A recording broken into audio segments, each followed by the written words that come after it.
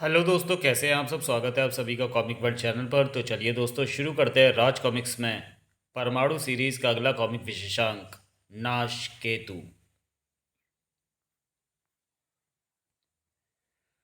प्रकृति का यह अटल नियम है कि हर वस्तु नाशवान है, चाहे वो जीवित हो अथवा मृत। इन वस्तुओं के नाश में 2 दिन से लेकर 2000 वर्ष तक का समय लग सकता है। जैसे किसी प्राणी के जिस्म को सड़ने के लिए 3 से 5 दिन ही काफ़ी हैं। लोहे को जंग लगकर ख़त्म होने में कई वर्ष लग सकते हैं, लेकिन अगर यह सामान्य अवधि एक इंसान द्वारा कुछ सेकंड्स में ही समेट दी जाए तो वो सिर्फ एक शख्स हो सकता है, नाश केतु। ईश्वर ने इंसान बनाया, उसे ज़िंदगी दी, ज़िंदगी को जीने के लिए भूख दी, भूख के लिए पेट दिया, लेकिन रोटी नहीं दी। पर उसे इतना सामर्थ्यवान बना दिया कि मेहनत मजदूरी करके अपने हिस्से की रोटी वह खुद कमा सके। लेकिन कम से कम एक इंसान ऐसा था जिसे पेट भरने के लिए रोटी नहीं चाहिए। इंसॉक्टोरियम का मैनेजर देसाई उसी से संबंधित था। आओ शनि। बड़ा अजीब सा नाम रखा है तुम्हारे माँ बाप ने। पर खैर, नाम में क्या रखा है। आओ अंदर आओ। ये देखो, 85 तरह के कीट पतंगों को मैंने यहाँ इकट्ठा करके ये इंसेक्टोरियम बनाया है। इनमें से बहुत से कीड़े तो बहुत ही दुर्लभ हैं। अपने आप में अनोखा ही है मेरा ये कीड़ों का म्यूज़ियम। इन्हीं की देखभाल के लिए मुझे एक आदमी की ज़रूरत थी, जो तुम्हारे रूप में पूरी हो गई। बस मुझे इंतज़ार है विदेश से मंगाएगा कुछ और कीड़ों की विभिन्न जातियों का। उसके बाद इसे दर्शकों के लिए खोलूँगा। मैं समय समय पर तुम्हें इनकी देखभाल के बारे में समझाता रहूँगा, ठीक है ना। सब कुछ ठीक ही था, या कुछ ठीक होने से रह गया था। सविता भी बच्चों को लेकर आती होगी। आज मैंने उन्हें इंसेक्टोरियम दिखाने का वायदा किया है, पर कहीं वो उन्हें छेड़ ना बैठे। ओह, मैं शनि को ये बताना तो भूल ही गया कि उनमें कुछ कीड़े जहरीले भी हैं। कहीं वो उन्हें छेड़ ना बैठे। ओह गॉड, जाने क्या देखा था देसाई ने कि उसका दिमाग भक्क से उड़ गया था। ए ए, ये क्या कर रहा है। उफ, हरिया भीमा राका, जल्दी आओ। भिन भूं टिंग टिंग। साहब, ये तो कीड़े खा रहा है। ये तो जानवर है साहब, जानवर रही राक्षस का हो। इसने सारे पिंजरे नष्ट कर डाले, पर ये पिंजरे गल कैसे गए। कीड़े सैकड़ों की संख्या में इधर उधर दौड़ उड़ रहे हैं, और ये पागलों की तरह दबोच दबोच कर उन्हें खाया जा रहा है। सैकड़ों कीड़ों की भीड़ के रास्ते में जो भी आया वो उसी से चिपट गए। आ आ बचाओ, ये काट रहे हैं। हम इन कीड़े से कैसे बच सकते हैं साहब। देसाई का पूरा वजूद उस वक्त हिलकर रह गया जब पापा पापा को क्या हुआ। Oh my God. सविता, दोनों बच्चों को लेकर भाग जाओ। मगर अब देर हो चुकी थी। हेल्प, पापा पापा। आ चंदा के जहन में जबरदस्त ढंग से उभरी थी वो चीख, हेल्प। कोई मुसीबत में है। लेकिन इस वक्त मैं तरुण के साथ कार में हूँ। चंदा, क्या बात है, तुम कुछ असुविधा महसूस कर रही हो। नहीं तरुण, शायद तुम्हें मेरा कार में घर छोड़ने का प्रस्ताव रखना अच्छा नहीं लगा, क्योंकि तुम जब से मेरे साथ बैठी हो चुपी हो। ऐसा नहीं है, मेरे जिस्म शक्ति हावी होना चाहती है, कंपन शुरू हो गया है। शायद तुम्हें मेरा साथ पसंद नहीं। बस इससे ज़्यादा वह कुछ भी ना कह पाया, क्योंकि तभी उसने एक झटके के साथ कार रोक दी। ओ गॉड, ये क्या। क्रिंच। बचाओ बचाओ, भन, भूं, भूं। इनके पूरे शरीर पर कीड़े चिपटे हुए हैं, जिन्हें बेगौन स्प्रे दूर कर सकता है। कार में घुसे मच्छरों व पिस्सों को मारने के लिए मैं हमेशा कार में रखता हूँ। बाहर निकलते ही तरुण ने दरवाज़ा बंद कर दिया। दरवाज़ा खोलना मत चंदा, वरना ये कीट पतंगे कार में घुसकर तुम्हें नुकसान पहुंचा सकते हैं। यही बल था चंदा के लिए भी। शक्ति जैसे प्रकाश की चादर बनकर उससे लिपट गई थी। सुश। अब मैं नहीं रुक सकती, क्योंकि मेरी ज़रूरत भी इसी इंसेक्टोरियम में ही है। पापा बचाओ पापा। उफ, क्या करूं क्या करूं।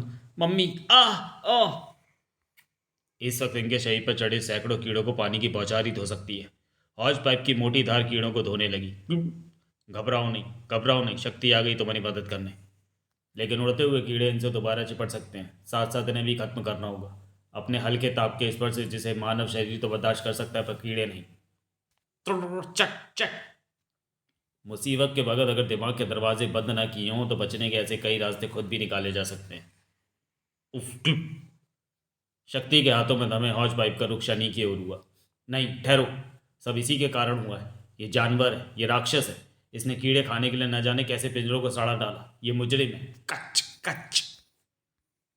कोई इंसान इस प्रकार कीड़ों को नहीं खा सकता। तू तो सच में कोई राक्षस है। बता, क्योंकि तूने ये हरकत, वरना शक्ति के कहर से तुझे गुजरना होगा। नहीं, ऐसा मत करो, ये मेरा भोजन है। किसी के मुंह से उसका भोजन छीनना पाप होता है। मैंने जो कुछ किया पेट भरने के लिए किया। अगर कीड़ों को मारकर खाना अपराध है तो फिर वो आधी आबादी भी मुजरिम है जो मांस खाकर पलती है। हाँ, अगर मेरी वजह से किसी को तकलीफ पहुंची है तो मैं माफ़ी मांगता हूँ। ये ठीक कह रहा है, मैं इसे अपराधी समझकर दंड नहीं दे सकती। मेरा काम ख़त्म हो चुका है, मुझे जाना होगा। कौन थी ये? शायद कोई देवी मदद करके चली गई। वो शक्ति कह रही थी खुद को। मैं तुम्हें माफ़ नहीं करूँगा शैतान, तो मैं पुलिस के हवाले करूँगा। तुमने मेरा म्यूज़ियम बर्बाद कर दिया। पुलिस? पुलिस के नाम से उसके चेहरे पर भय के भाव पैदा हुए और मैं भाग जाऊँगा। आश्चर्य, उसके हाथों के स्पर्श के साथ ही खिड़की पर ऐसा जंग चढ़ना शुरू हुआ कि वो मिट्टी के ढेर की तरह भुरभुरा कर बिखर गई। ये खिड़की मेरा रास्ता नहीं रोक सकती। खिड़की धूल कणों में कैसे बदल गई? लेकिन आज शनि के सितारों पर शायद शनि की ही 7.5 चढ़ी थी। वो रहा, वही शैतान है, यही अंदर कीड़े खा रहा था। हरिया, भीमा व राका के शोर से तरुण के साथ काफ़ी लोग भी इकट्ठे होकर वहां पहुंच गए थे। देखा, इसके मुंह में अभी भी कीड़े दबे हैं। ये तो सचमुच कीड़े खा रहा है। मारो इसे, मारो, ये शैतान है, मारो। अरे ठहरो, इसे पुलिस के सुपुर्द। उफ, चीख पड़ा था शनि, मेरे नज़दीक मत आना। पर वह युवक न सिर्फ आगे बढ़ा बल्कि उसने शनि को एक तेज धक्का भी दिया। धक्के से गिरने से बचने के लिए शनि के हाथ अचानक उसी युवक को पकड़ बैठे। उफ, उस युवक की नहीं, वहां मौजूद समस्त लोगों के मुंह से चीखें निकल गई। मेरा हाथ! उफ, इसके हाथ को क्या हुआ? मैंने कहा था कि मेरे नज़दीक मत आना। अपना हाथ काट फेंको, वरना तुम्हारा पूरा शरीर गल जाएगा। जान बचानी है तो जो मैं कहता हूँ वही करो। नहीं नहीं, सोचने में समय खराब मत करो। इसका हाथ ऐसे गलता जा रहा है जैसे कोई कागज फटाफट जलता चला जाता है। तरुण उस युवक को लेकर कार की तरफ बढ़ा। आओ आओ मेरे साथ, मैं डॉक्टर हूँ, डॉक्टर तरुण। मुझे बचा लो डॉक्टर, मुझे बचा लो। तरुण ने कार का दरवाज़ा खोला। मुझे बचा लो, मुझे बचा लो। चंदा, प्लीज़ मेरा मेडिकल बॉक्स मुझे दो और बाहर निकलो। इसका हाथ काटना होगा, वरना इसकी जान चली जाएगी। इधर ज़बरदस्त शोर उठा। आ था! मारो मारो, ये तो पिशाच है, मनूस है। इसके छूने से आदमी को कोड़ हो जाएगा, गल जाएगा वो। चंदा के जहन में खलबली मच रही थी। इस आदमी के छूने से किसी व्यक्ति का बाजू कैसे गलने लगा? क्या कर सकती हूँ मैं इसके लिए? फिलहाल कुछ भी नहीं, क्योंकि उन्मादी भीड़ के बीच में घुसकर चंदा इसे बचा नहीं सकती और शक्ति तरुण की मौजूदगी में बन नहीं सकती। लेकिन फिर कौन बचाएगा उसे? शनि उन्मादी भीड़ का शिकार न हो जाए। मेरी निगाहों में वो निर्दोष है, उसे बचाना चाहिए, उसे बचाना चाहिए। वो बचेगा, वो बचेगा प्रबोट। जल्दी करो, वरना तुम्हारे लिए भी उसे बचाना मुश्किल होगा। परमाणु, रुक जाओ, मैं कहता हूँ रुक जाओ। आई से स्टॉप। परमाणु, उफ, परमाणु, परमाणु, उसके स्पर्श से बचना, वरना तुम्हारा शरीर भी गल जाएगा। हाँ परमाणु, ये राक्षस है। क्या बकवास है। परमाणु शनि की तरफ पलटा। उफ, ये बुरी तरह से घायल हो चुका है। मुझे इसे फौरन हॉस्पिटल। ठहरो ठहरो परमाणु। अरे चंदा यहाँ? इंस्पेक्टर विनय के रूप में परमाणु कई बार चंदा को ममता के घर पर देख चुका था। मेरा नाम चंदा है, ये लोग ठीक कह रहे हैं परमाणु। इसके स्पर्श से मैंने खुद उस वक्त का पूरा बाजू गलते हुए देखा है। इसके स्पर्श से बचकर ही इसे हॉस्पिटल ले जाना है। परमाणु, इसे हॉस्पिटल तुम नहीं, मैं खुद ले जाऊंगा। मेडिकल इतिहास में आज तक ऐसा कभी ना देखा ना सुना गया। वैसे तो मैं प्लास्टिक सर्जन हूँ, लेकिन इसके स्पर्श की ताकत ने मेरे अंदर एक खलबली मचा दी है। ऐसा क्यों हुआ, मैं इस पर रिसर्च करना चाहता हूँ। उसके बाद तरुण ने कार हॉस्पिटल की ओर दौड़ा दी और परमाणु भी वापस उड़ गया। पता नहीं मुझे क्यों लग रहा है कि यह मामला भी शांत नहीं हुआ। परमाणु की आशंका निराधार नहीं थी, क्योंकि ना तो उसे ही और ना ही तरुण को उस कार का आभास था जो उसका पीछा कर रही थी। उसे अपनी आंखों से ओझल मत होने देना ठक्कर। चंदा को ममता के घर पर ड्रॉप करने के बाद तरुण कार लेकर तेजी के साथ आगे बढ़ गया। तरुण का लगातार पीछा कर रही थी उस रहस्यमयी शख्स की निगाहें। जल्दी करो, इसे फौरन मेरे केबिन में पहुंचा दो। ध्यान रहे, इसके हाथ का स्पर्श मत करना। ठक्कर, मुझे वो आदमी चाहिए किसी भी कीमत पर। उसे आश्रम में लाने का इंतज़ाम हो जाएगा महाकेतु। तरुण भी शनि के इंतज़ाम में लगा था। पता नहीं होश में आने के बाद इसका व्यवहार कैसे होगा। ये कोई हंगामा ना करे, इसके लिए ज़रूरी है कि मैं इसे बांध कर रखूँ। इस बात की परमिशन मैं मेडिकल सुपरिटेंडेंट से पहले ही ले चुका हूँ। मेडिकल सुपरिटेंडेंट के साथ मौजूद था इंस्पेक्टर विनय। उन्होंने पुलिस को फ़ोन भी कर दिया होगा। इंस्पेक्टर विनय भी मामले की तहकीकात करने इधर आते ही होगा। उसके आने से पहले मैं कुछ ज़रूरी जांच कर लेता हूँ। उसकी अजीबोगरीब हरकतों की रिपोर्ट इंसेक्टोरियम के मालिक मिस्टर देसाई ने भी की है। आपका फ़ोन ना भी आता तो अभी मैं यहाँ आने ही वाला था। वो यही है। ठक ठक। दरवाज़ा तो खुला है, पर नॉक करने पर डॉक्टर तरुण ने कोई रेस्पॉन्स क्यों नहीं दिया? डॉक्टर तरुण कहाँ है? डॉक्टर तरुण, डॉक्टर तरुण। शायद टॉयलेट में हूँ। यही है वो। मैंने डॉक्टर तरुण को इसे बांधने के लिए कहा था, पर डॉक्टर तरुण ने इसे चादर से क्यों ढक दिया? आह! मेडिकल सुपरिटेंडेंट ने एक झटके से चादर खींचकर अलग कर दी। अरे डॉक्टर तरुण, तुम यहाँ? इंस्पेक्टर विनय ने जल्दी से उसके मुंह से ठुसा कपड़ा निकाला। शनि कहाँ है डॉक्टर तरुण? वो कुछ लोग उसे किडनैप करके ले गए, मैं उन्हें देख नहीं पाया। उन्होंने पीछे से मुझ पर वार किया था। इस घटना को कितनी देर हो गई? 5 मिनट। शायद वो लोग अभी हॉस्पिटल से बाहर ना जा पाए हों, पर यह ठीक नहीं हुआ सर। शायद उन लोगों को शनि की शक्ति का पता नहीं है, या शायद पता हो। दोनों में से जो भी बात थी उसका पता जल्दी लग जाने वाला था। जागो, होश में आओ। जय काली। होश में आई उन आंखों में दहशत का राज था। नहीं, मुझे मत मारो, मैं जीना चाहता हूँ, मुझे मत मारो। यहाँ तू सुरक्षित है मूर्ख। यह महाकेतु का आश्रम है, जहाँ उसकी इजाज़त के बिना हवा भी नहीं चलती। जय काली। और क्या कह रहा था तू अभी कि मुझे मत मारो? अरे बेवकूफ़, तू तो खुद मौत है, साक्षात मौत। भला मौत को भी कोई मार पाया क्या? मैं समझा नहीं माँ के तू। ठहर, मैं समझाता हूँ। ठक्कर, काम शुरू कर। ये ठक्कर है शनि, मेरा वफादार शिष्य। ये तेरे सामने लोहे का टुकड़ा रख रहा है, तू उसे स्पर्श कर दे। देखा, देखा? तेरे स्पर्श के साथ ही लोहे के टुकड़े को पहले जंग लग गया और फिर ये कड़ों में बिखर गया। ठक्कर, लकड़ी इसके सामने रख और तू इसे छूने देना शनि।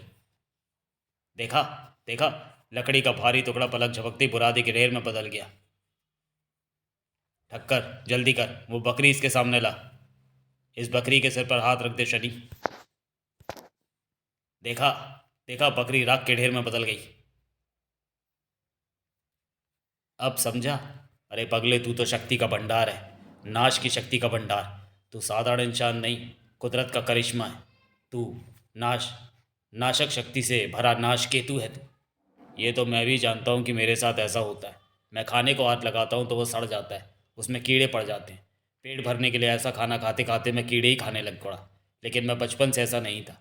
कुछ साल पहले मुझ पर बिजली गिरी थी, उसके बाद से मेरे शरीर में ये रोग आ घुसा।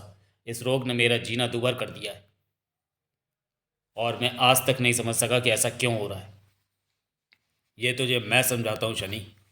पूरे ब्रह्मांड की हर वस्तु में, चाहे वो जीवित हो या मृत, 3 तरह की शक्तियाँ विद्यमान रहती हैं: निर्माण, पोषण और नाश। यही प्रक्रिया मानव शरीर में भी होती है, यानी निर्माण, पोषण और नाश की। वस्तु या शरीर में इन तीनों शक्तियों के एक साथ रहने पर ही उनका संतुलन संभव है। इन शक्तियों को किसी भी सूरत में किसी वस्तु या प्राणी में से अलग नहीं किया जा सकता। करोड़ों में एक कोई महान योगी ही ऐसा कर सकता है, और जो ऐसा कर पाता है वो बहुत शक्तिशाली बन जाता है, क्योंकि उसको निर्माण, पोषण और नाश की शक्तियों को अलग अलग नियंत्रित करना आ जाता है। इन तीनों शक्तियों में से कोई एक शक्ति भी कम होती है तो बाकी 2 शक्तियों का संतुलन बिगड़ जाता है। जैसे तुम्हारे शरीर में आश्चर्यजनक रूप से निर्माण की शक्ति नहीं है। शायद इस शक्ति का नाश उस वक्त हो गया होगा जब तुम पर बिजली गिरी। यूं समझ लो शनि की इन शक्तियों का भी उम्र के अलग अलग पड़ाव पर अपना अपना राज होता है। जैसे बचपन से जवानी तक निर्माण शक्ति नाश शक्ति पर हावी रहती है। नाश शक्ति जब भी किसी कोशिका पर हमला करके उसका नाश करती है तो निर्माण शक्ति फौरन ही उस कोशिका के पुनः निर्माण में जुड़ जाती है। वो कोशिका ना मरे, इस बात का ध्यान रखती है पोषण शक्ति, जो उसे खाना यानी पोषण देकर जीवित रखती है। इसलिए नई कोशिकाओं के बनने का तो प्रश्न ही नहीं उठता। पोषण शक्ति अपनी पूरी ताकत से तुम्हारे शरीर में जो मौजूद है उन सारी कोशिकाओं के पोषण में ही व्यस्त है, ताकि उन्हें मरने से बचा सके। बची नाश की शक्ति, जिसे निर्माण शक्ति नियंत्रित करती है, जिसके ना होने के कारण उसका तुम्हारे शरीर पर संपूर्ण राज है, और इस हद तक राज है कि वो बाहरी वस्तुओं पर भी अपनी विनाश लीला दिखा रही है। अगर पोषण शक्ति पूरी ताकत से तुम्हारे शरीर का पोषण न कर रही होती तो तुम्हारा शरीर भी अब तक गल सड़ गया होता। पोषण शक्ति तुम्हें जिंदा रखे है शनि, लेकिन अगर तुम मूर्ख बने रहे तो इस समाज में रहने वाले लोग तुम्हें जिंदा नहीं रहने देंगे। जिस तरह पोषण शक्ति तुम्हारे शरीर को जिंदा रखने के लिए भीषण संघर्ष कर रही है, लड़ रही है तो मैं भी लड़ना होगा। जिंदा रहना है तो लड़ना होगा शरीर, और लड़ने के लिए तुम्हें अपने शरीर की अद्भुत नाश शक्ति का प्रयोग करना होगा। तुम्हें बनना होगा नाशकेतु। उठो नाचकेतु, और झुका दो पूरी दुनिया को अपने कदमों में। ऐसा तूफान मचा दो कि तुम पर उठने वाले हाथ तुम्हारी ताकत के आगे जुड़ जाएं। उनके उठे हुए सिर तुम्हारे आगे गुलामों की भांति झुक जाए। हाँ हाँ, मैं ऐसे ही करूँगा। शहरवासियों की नाक पर दम कर दूंगा। जय काली। तो फिर आओ, मैं तुम्हें काली का उपासक बनाऊंगा, और तुम्हें तुम्हारे जिस्म में मौजूद नाश शक्ति को नियंत्रित करना सिखा दूंगा, ताकि तुम जब यहाँ जिस वक्त चाहो कितना भी विनाश मचा दो, बदले में तुम्हें उसका कप पर खून से भरना होगा। भरूंगा, ज़रूर भरूंगा। आईने के आगे खड़ी अपने सौंदर्य को नहीं निहार रही थी, बल्कि खुद से बातें कर रही थी चंदा। जिंदगी ने मुझे जो रास्ते चलने के लिए दिए उन पर सिवाय कांटों के मुझे कुछ नहीं मिला। उन पर चलकर मुझे सिर्फ चुभन मिली, घाव मिले, दर्द मिला। शक्ति के रूप में मरहम भी तो मिला। मिला। उस मरहम ने पुरुष के कठोर हाथों से मिले जख्मों के दर्द तो दूर किए, लेकिन वो मरहम मेरे उन रास्तों को तो नहीं बदल सका जो मेरे हाथ की लकीरों से होकर गुजरते हैं। मेरे हाथ की ये लकीरें किसी से प्यार की इजाज़त शायद मुझे नहीं देती, न किसी से प्यार की मुझे, और न किसी को प्यार की मुझसे। तरुण को अचानक देखा तो लगा था कि जैसे मेरी भंवर में फंसी जिंदगी की नाव को शायद पतवार मिल गया। लेकिन सोचती हूँ कि जिनकी राहें कांटों से होकर गुजरती हैं उनके हमसफ़र भी तो उनके जख्म खाते हैं। तरुण अगर बनना भी चाहे तो भी मैं उसे अपनी नाव की पतवार नहीं बनने दे सकती, वरना थक जाएगी पतवार, टूट जाएगी वो, क्योंकि इस नाव को तो चलते रहना है, हिचकोले खाते हुए, तूफानों से जूझते हुए, जिसके न किनारे का पता है न मंजिल का।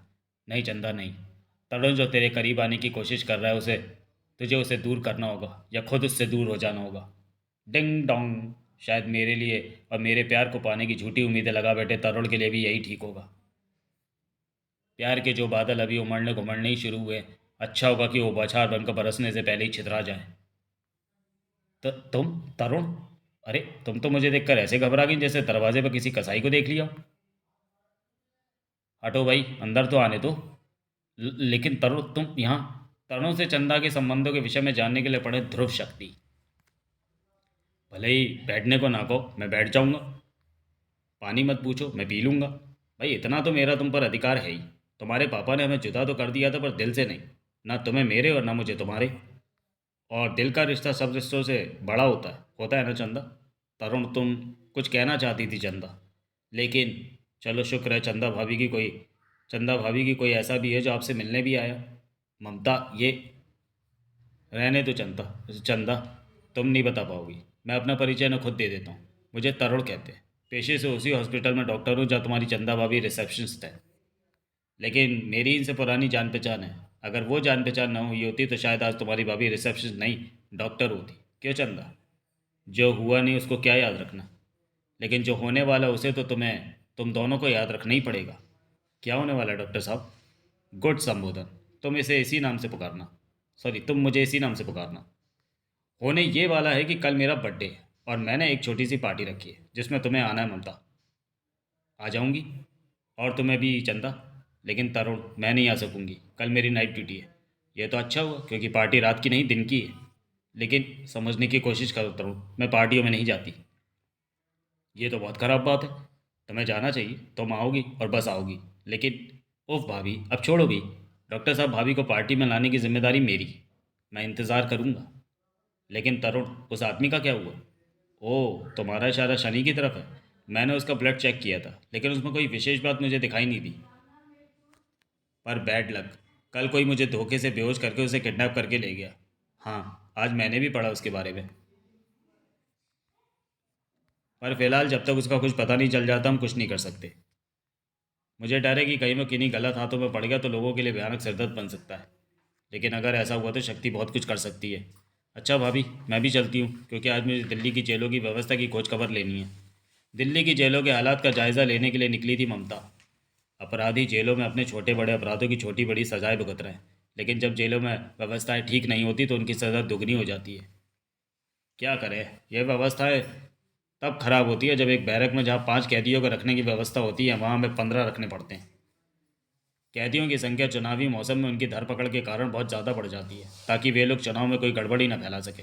ऐसे में जेलें माचिस की डिबिया की तरह हो जाती है, जहाँ तीलियों की तरह कैदी भरे जाते हैं। जेलों की कमी के कारण हम भी मजबूर हैं। तो फिर प्रशासन को नई जेलों का इंतजाम करना चाहिए। नई जेलें बननी चाहिए पर बनती नहीं। दिल्ली को इस वक्त तिहाड़ जैसी 5 जेलों की ज़रूरत है। मैं जगाऊंगी सौ प्रशासन को, क्योंकि कैदी तो 4 गुना बढ़ा दिए जाते हैं और स्टाफ उतना ही रहता है। अगर कभी भगवान न करे ये लोग बगावत पर उतर आए तो इन्हें तो आपके स्टाफ के लिए संभालना भी मुश्किल हो जाएगा। अरे ये क्या, क्या हुआ? जेलर को जवाब उन चीखों ने दिया। आ! अरे ये नीचे कैसे आ गिरी? थोड़ी देर पहले कही गई ममता की बात हकीकत बनने वाली थी। अरे पूरी इमारत देखते ही देखते रेत बनकर उड़ गई। रोको उन्हें, रोको। कोई दैवीय शक्ति हमारी मदद कर रही है। आज़ादी, आज़ादी। कैदियों की संख्या देखते हुए मुझे यकीन है कि जेल अधिकारी ने रोक नहीं पाएंगे। और फिर रोकेंगे भी तो कहाँ? जेल तो गायब हो चुकी है, केवल कंपाउंड वॉल बची है। और लोग, वो भी गायब होने लगी। ममता का वीडियो कैमरा पूरे कंपाउंड वॉल के गायब होने का दृश्य शूट करता हुआ एक चेहरे पर फोकस हो गया। ये कौन है जो हैरान होने के स्थान पर विजयी ढंग से मुस्कुराता हुआ खड़ा है? मैं नाश केतु हूँ। इस जेल को अपने हाथ से स्पर्श करके मैंने ही रेत के ढेल पर बदल दिया है। हा हा हा। कल तक जो लोग मुझ पर पड़ता बरसा रहे थे, आज मैं उनका जीना दूभर कर दूंगा। ये तो वही है जिसकी तस्वीर मैं पेपर में देख चुकी हूँ। सैकड़ों कैदी जब जेलों से निकलेंगे तो शहर में वारदातों की झड़ी लगा देंगे। चीखते चीखते आज जेलर का गला बैठने वाला था। रोको, इन्हें हवाई फायर करो। थाई बिंग ब्लांग जिंग मिचक्यां। भारी शोर शराबे में गोलियों की आवाज़ें नई नवेली दुल्हन की तरह शर्मा कर रह गईं। तो गोली कैदियों पर चलाओ, चीख पड़ी ममता। गोलियां उधर नहीं, इधर चलवाएं जेलर साहब, असली मुजरिम इधर है। हा हा हा हा। चलाओ, नाश की तू पर गोलियां चलाओ। फायर। चिंग चिंग। हा हा हा हा। स्क्रिश। जमीन पर पड़ी एक गोली को गलकर खत्म होने में शायद हजारों बरस लगे, लेकिन मेरे डिस्ट्रक्टिव प्रभाव से ये गोली की तेजी के साथ ही गलती चली जाएगी। ममता के लिए एक एक पल महत्वपूर्ण था। गोलियों का इस पर कोई असर नहीं हो रहा। लड़की ठीक से शूट कर, क्योंकि ये फिल्म सारी दुनिया को मेरी ताकत दिखाएगी। ताकत का गुरूर मत कर शैतान, मत कर। क्योंकि आदमी को उसकी योग्यता ऊंचा लेकर जाती है और घमंड जमीन पर लापटकता है। था ताक आ। मुझ पर हाथ उठाती है, नाशकेतु पर। बस यहीं चूक कर गया था नाशकेतु, क्योंकि उसकी इस हरकत से ममता के गले से जो चीख उठी थी वो उसके लिए मुसीबत बन जाने वाली थी। स्क्रिश। इस बार संकट में ममता फंसी है। सच था, मैं चाहूं तो तेरा वजूद ही इस दुनिया से उठा दूं, लेकिन लेकिन पर ये अटक जा, क्योंकि तू ऐसा नहीं कर सकता था। क्योंकि शक्ति तुझे ऐसा नहीं करने देगी। आखिर वही हुआ है जिस बात का संदेह तरुण को था। ये विनाश पर उतर आया। इन कैदियों को रोकने के लिए मुझे एक विशाल सांकल की ज़रूरत है, जिसके लिए सिक्योरिटी टावर का लोहा मेरे काम आएगा। लोहे की भारी मात्रा शक्ति के ऊष्मा से पिघलकर उसकी हथेली में समा गई। भागते कैदियों के चारों ओर की ज़मीन पर जाकर धंसेंगे लोहे के ये पिलर, ये विशाल सांकर और इनसे जुड़ी हथकड़ियाँ। घेर कर कैद कर लेंगे उन्हें। शक्ति ने यह सब कुछ 1 सेकंड से भी पहले कर दिया था। अद्भुत। कौन है ये शक्ति? शक्ति समस्त नारी जगत के विद्रोह की आवाज़ है नाशकेतु। तूने एक स्त्री पर जुल्म किया तो यह बुलंद आवाज़ तेरी आवाज़ बंद करने आ गई। लेकिन तू तू तो काली है, जो एक बार पहले भी मेरी मदद करने आई थी। वो माँ काली जिसका मैं भी उपासक बन गया हूँ। तू काली के अलावा कुछ और हो ही नहीं सकती। मैंने तेरा कप पर खून से भरने का वायदा किया है, भरूंगा। तू कहे तो अभी भर देता हूँ। लेकिन तू मेरे काम में हस्तक्षेप क्यों कर रही है? खनाक। क्योंकि मैं काली नहीं, काली की शक्ति हूँ। पहले मैंने तुझे छोड़ दिया था, क्योंकि तब तूने जो कुछ किया था वो अनजाने में किया था। पर अब तू जो विनाश के काम कर रहा है वो अक्षम्य है। अब मैं तेरा संहार करने आई हूँ। तो फिर ये देख, तेरी ये जंजीरें मुझे नहीं बांध सकती। माँ काली ने तुझे पैदा किया है मेरे जैसे दरिंदों का संहार करने के लिए, पर मेरा नहीं। मेरा संहार करने लायक शक्ति तुझ में नहीं है, बल्कि मैं ही तुझे छूकर तेरा अस्तित्व खत्म कर दूंगा। तो फिर देख ले तमाशा कि ये त्रिशूल कैसे तेरे जिस्म को कुकुरमुत्तों की तरह उगाई पाप की इमारतों को धराशायी करेगा। कुछ नहीं होगा, मुझे कुछ नहीं होगा शक्ति। होगा तो वो होगा जो मैं चाहूँगा, और देख वो हो रहा है। कहाँ गया, कहाँ गया तेरा त्रिशूल? बड़ा इतरा रही थी उसकी ताकत पर, पता है कहाँ गया वो? मेरे शरीर से टकरा कर कड़ों में बदल कर गायब हो गया वो। मैं भी देखती हूँ कि कितने शस्त्रों को तू कड़ों में बदल सकता है। देखती जा, देखती जा। हा हा हा हा। ओह, सिक्योरिटी टावर का जितना लोहा मैंने जज्ब किया था वो खत्म हो गया। अब मैं हथेली से हथियारों की ओर वर्षा तब तक नहीं कर सकती जब तक कि मैं हथेली में और लोहा जज्ब ना कर लूँ। मेरे हथियार इसके शरीर से टकराकर भले ही नष्ट हो गए हों, लेकिन मैं जानती हूँ कि किसी भी वस्तु या प्राणी का नाश ये केवल स्पर्श द्वारा ही कर सकता है, और मैं इसे ऐसा अवसर ही नहीं दूंगी। शस्त्रों से नहीं मार पाई तो लात घूंसे चलाकर मारना चाहती है, लेकिन अब मैं तुझे छूकर तेरी ये उछल कूद हमेशा के लिए बंद कर दूंगा। नाशकेतु अपनी तरफ से बहुत तेजी से उछला था, लेकिन वो भूल गया था कि उसके सामने शक्ति है जिसके बाद प्रकाश की गति है। अरे कहाँ गई? कहीं नहीं गई नाशकेतु, तुझे खत्म किए बिना कैसे जा सकती हूँ? था। तुझे हथियारों से मारना मुश्किल है, लेकिन मेरे पास तुझे मारे बिना ही खत्म करने का एक तरीका है। तेरी अगली सांस लेने से भी पहले तुझे पृथ्वी की गुरुत्वाकर्षण शक्ति के हद से बाहर ले जाकर, और वो तरीका ये है कि मैं तुझे कमर से दबोच कर, तेरी अगली सांस लेने से भी पहले तुझे पृथ्वी की गुरुत्वाकर्षण शक्ति के हद से बाहर ले जाकर काले अंतरिक्ष में भटकने के लिए छोड़ दूंगी। अब अंतरिक्ष के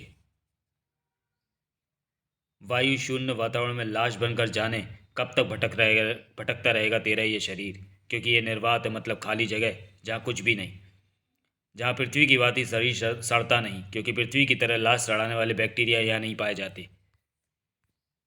मेरे अनुमान से नाशकेतु की समस्या अब हमेशा के लिए खत्म हो गई है, लेकिन चंदा के जीवन में जो समस्या खड़ी हो रही थी उसको चंदा को ही हल करना था। जन्मदिन मुबारक हो। ओह थैंक यू ममता, लेकिन मुबारकबाद तो तुम्हें मिलनी चाहिए। कल जेल में नाशकेतु ने उतना हंगामा नहीं मचाया जितना तुम्हारी शूट की हुई वो फिल्म मचा रही है। कितनी खूबसूरती से तुमने सारे हंगामे को शूट किया।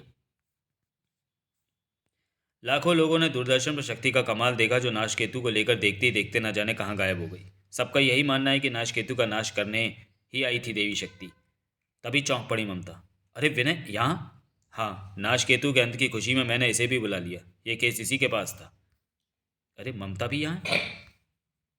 भाभी, मैं विनय से मिलकर आती हूँ, तुम डॉक्टर साहब से बातें करो। अभी तक तुमने डॉक्टर साहब को उनके जन्मदिन की मुबारकबाद भी नहीं दी। जन्मदिन मुबारक हो तरुण। Thank you. मेरे लिए कोई तोहफा नहीं लाई? लाई हूँ। Oh very good. क्या है इसमें? जब खोलोगे तो जान जाओगे। आ पर अभी नहीं। ओके, पर ये जो भी है मेरे लिए अनमोल है। क्या होगा? बातें और भी बहुत सी थी जिनसे चंदा भी अनजान थी और ममता भी। चंदा और ममता पार्टी में, घर पर इसे अकेली होगी शीना। शीना के नाम के साथ ही इंस्पेक्टर विनय के दिल की धड़कनें बेकाबू होने लगीं, और उस वक्त तो धाड़ धाड़ कर सीने पर बजने लगीं जब उसकी उंगली कॉल बेल की ओर उठी। मन जैसे शायरी सी कर उठा। तुम आंखों के सामने थोड़ी देर बाद क्या होगी, मेरी आंखों के आगे से तो तुम कभी हटती ही नहीं हो।